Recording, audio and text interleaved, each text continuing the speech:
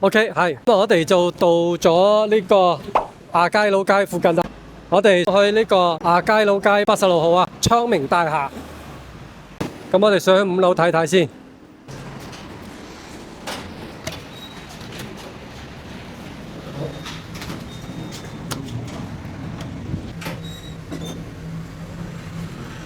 OK， 我哋去睇睇哦。卓爾音響呢個就係我哋要到達嘅地方啦。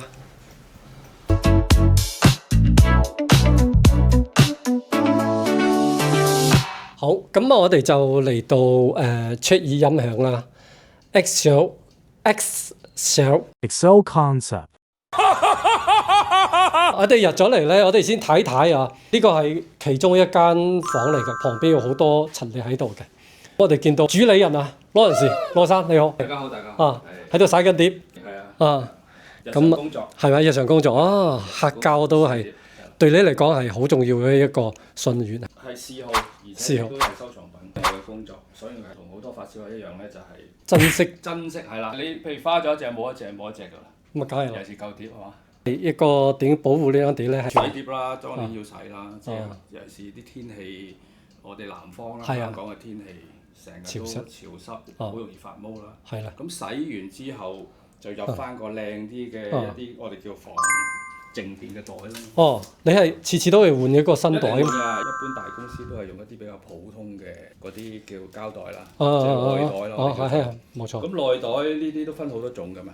我知有啲防靜電。防靜電啦。第二個質素比較參差啦。咁第三你洗碟之前，你隻碟本身污糟或者有毛，咁你個袋都會污糟。本身就有啲霉嘅斑啦，係咪？係啦，有斑。再放落去，佢繼續生長。咁啊冇意思啦！你洗完即係等於冇錯，又擺翻落去。冇錯。所以我哋咧發燒友咧一定㗎啦。本身袋。本身袋，咁而家啲袋咧都好多級數嘅，咁類似呢種啦，防靜電。防靜電。係啦。幾毫子一個應該？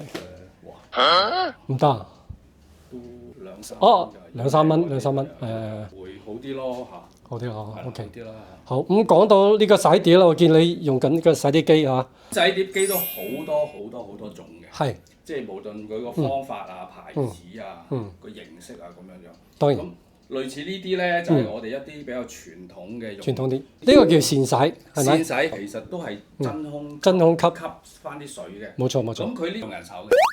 即係好似你洗碗，真係洗碗碟咁樣樣。倒咗洗碟液之後咧，就再用手刮。呢個咧對現代人嚟講咧，可能係對好多繁瑣啲咯，比較煩啲啦，亦都係污糟啲啊！啲水周圍飛。當然啦，手工功夫就多啲啦。所以依家好多都係中意自動嘅，自動就呢隻啦嚇。尼斯，我覺得全世界其中一隻最好嘅牌子嚟㗎啦。你只要係將呢條臂咧擺落去。咁咪自動洗㗎，自動吸水，自動乾。呢個網上 YouTube 啊都有好多介紹同埋操作㗎啦。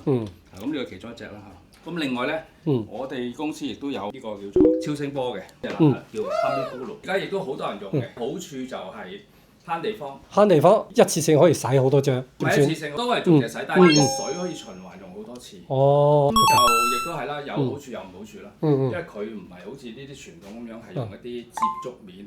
或者用啲掃去掃乾淨，佢係用一個超聲波去打嗰啲面嗰啲積嘅。有啲人認為咁嘅方法咧係會有少許損害到嗰啲嘅坑槽，比較薄嗰啲少少嘅界限。不過呢個冇科學嘅證實嘅。當然啦，冇科學證實嘅。你玩音響就冇科學證實啦，都係靠人變咗亦都好多人用嘅，因為始終係方便。冇錯，亦都慳地方。冇錯，好似個多士爐咁。係啦，插隻碟落去咁就得啦。夠鐘彈起身。係類似啦。OK， 咁我哋就同阿羅士就傾下啦。啱啱好啊，3種洗碟機咧喺度嘅，一個線洗啦，一個我哋叫真空洗啦，一個就係超聲波。當然啦，今次我哋過嚟主要係知道阿羅士入咗呢個尼斯啊洗碟機，咁我哋上嚟又做下探店啦。OK， 跟住落嚟咧就我哋睇睇呢個叫細房係咪羅士？做咗間叫大房。冇分。我睇啲雜誌寫大房啊嘛。呢個叫大房。呢個叫大房啊。sorry， 呢個大房。我睇睇你嗰啲陳列啲閘。咁啊，呢度係 ATC 啦。最左邊咧就係 ASR 4件套，我哋叫2號終極版。呢個係空軍4號係啦，啊，最新出嘅。最新出嘅。跟住就呢邊兩個長盤啦，ASR 大唱房分體嘅呢兩件，OK。